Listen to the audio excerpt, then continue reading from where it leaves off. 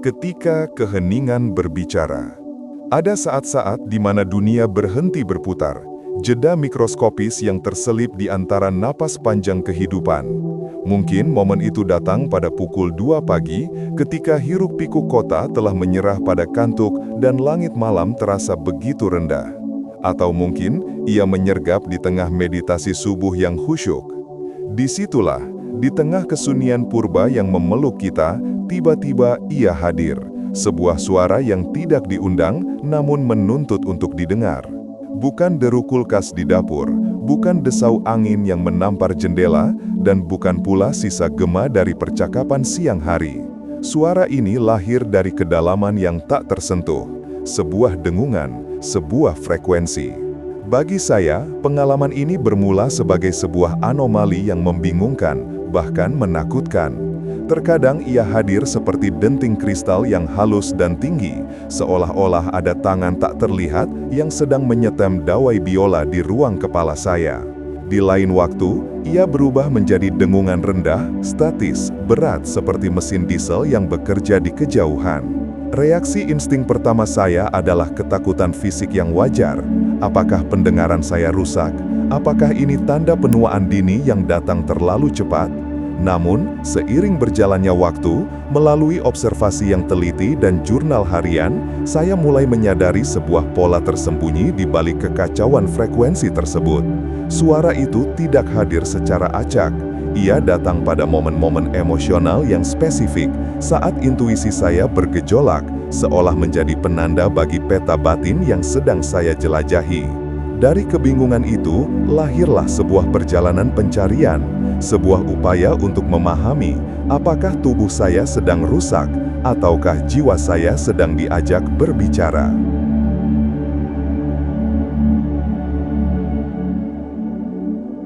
Menghormati wadah fisik.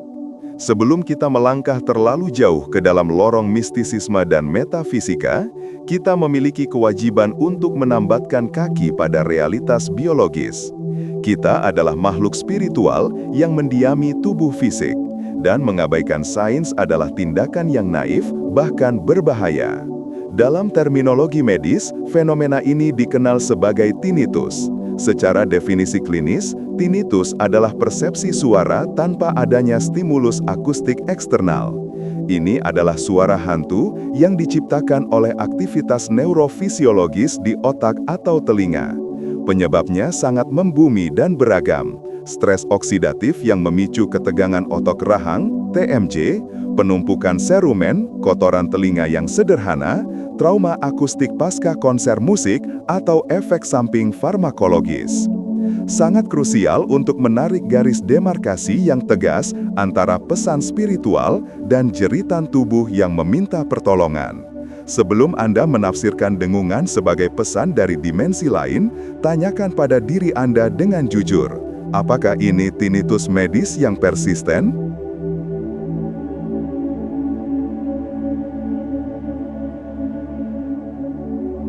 Kenali tanda bahaya, red flags. Persistensi kronis, dengungan yang tidak berhenti selama berhari-hari, berminggu-minggu, atau menetap lebih dari 6 bulan. Spiritualitas biasanya bersifat transien, datang dan pergi, penyakit seringkali menetap. Pulsatil, jika suara tersebut berdetak seirama dengan jantung Anda, wus, wus, ini bukan pesan malaikat. Ini indikasi medis yang serius terkait tekanan darah tinggi, penyumbatan arteri, atau masalah vaskuler. Segera hubungi dokter. Gejala penyerta, disertai vertigo, pusing berputar, nyeri fisik di telinga, atau hilangnya pendengaran mendadak di satu sisi, sudden sensorineural hearing loss.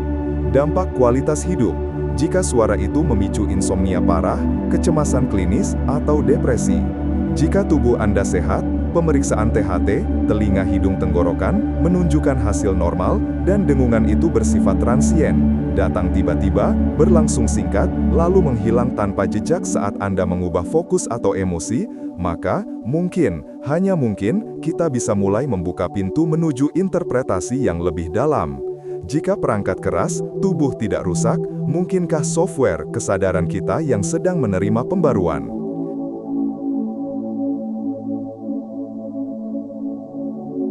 Kenali tanda bahaya, red flags.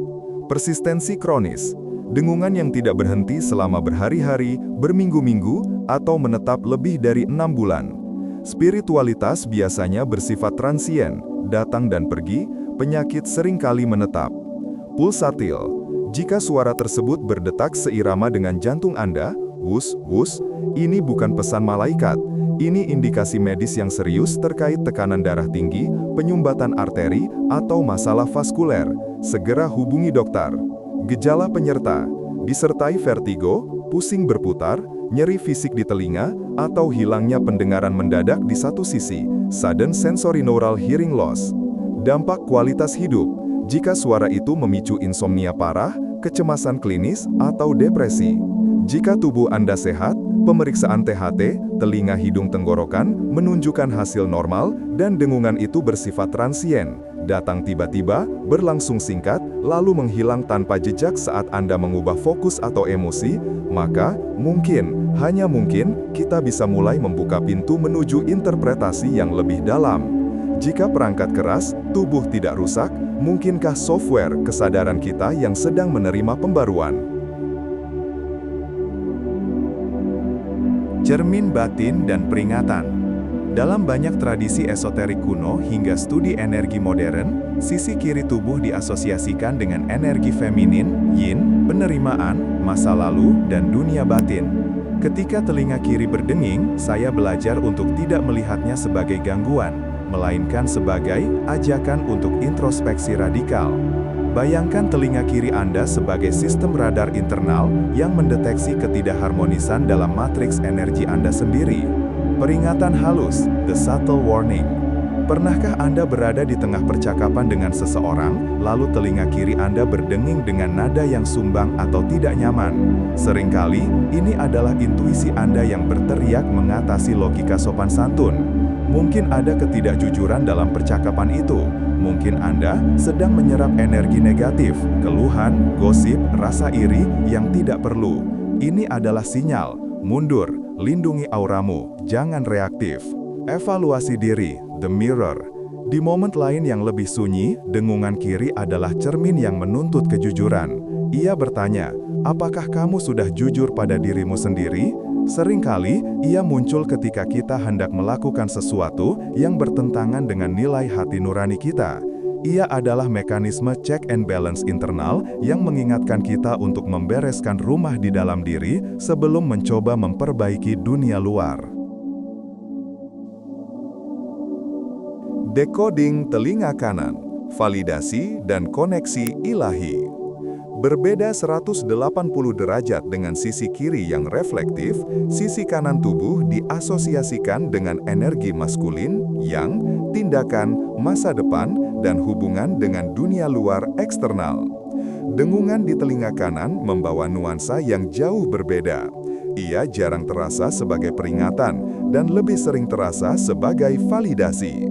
Dalam pengalaman saya, dengungan di telinga kanan seringkali hadir saat saya sedang merencanakan sesuatu yang besar atau ketika saya membutuhkan kepastian di tengah badai keraguan.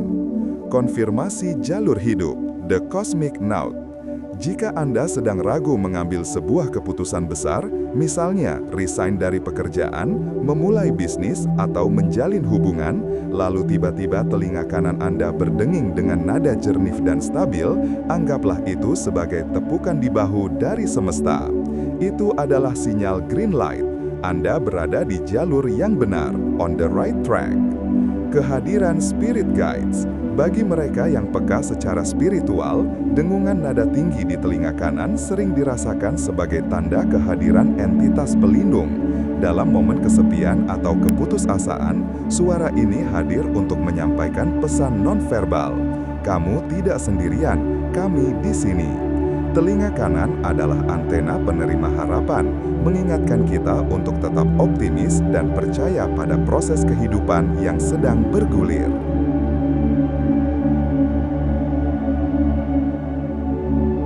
Membaca frekuensi, bahasa getaran.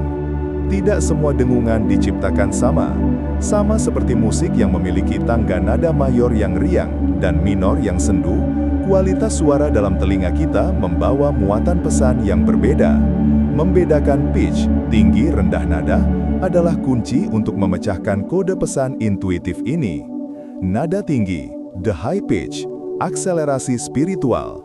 Suara ini sering digambarkan seperti bunyi tuning fork, garpu tala, lonceng perak, atau frekuensi elektronik yang sangat halus dan tajam. Makna energetik, ini adalah tanda naiknya vibrasi tubuh.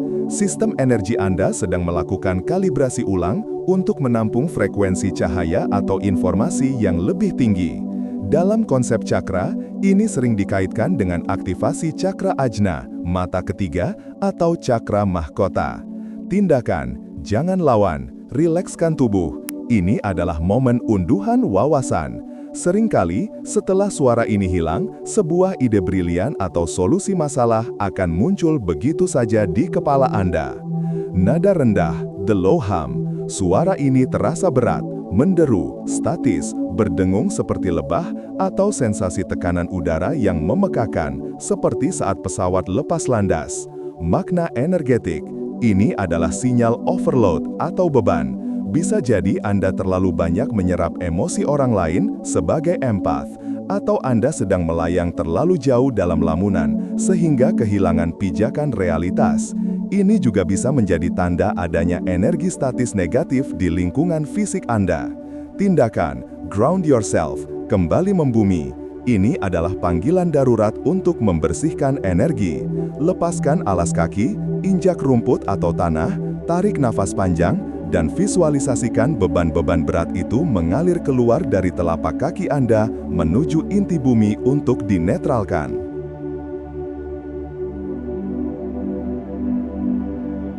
Dialog bisu, mengubah gangguan menjadi kompas. Pada akhirnya, memahami fenomena ini adalah tentang membangun dialog bisu dengan kehidupan itu sendiri.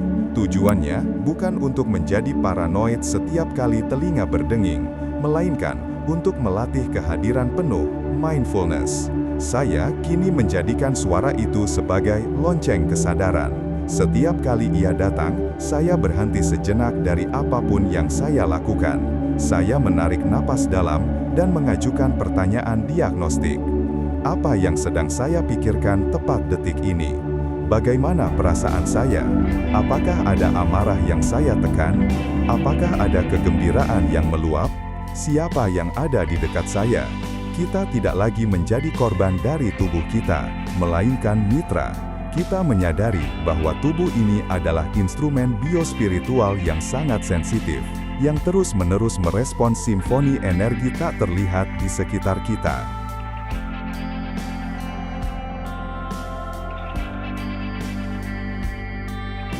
Sebuah pertanyaan untuk Anda. Perjalanan dari ketakutan medis menuju pemahaman spiritual ini mengajarkan satu hal fundamental.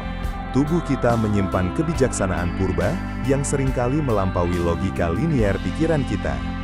Dengungan di telinga hanyalah salah satu dari sekian banyak cara semesta mengetuk pintu kesadaran kita, meminta kita untuk bangun dan menyimak. Kini, di penghujung refleksi ini, saya ingin menyerahkan tongkat estafet pengalaman ini kepada Anda. Cobalah ingat kembali momen-momen ganjil itu. Pernahkah kamu mengalami dengung di telinga saat momen emosional atau intuisi tertentu?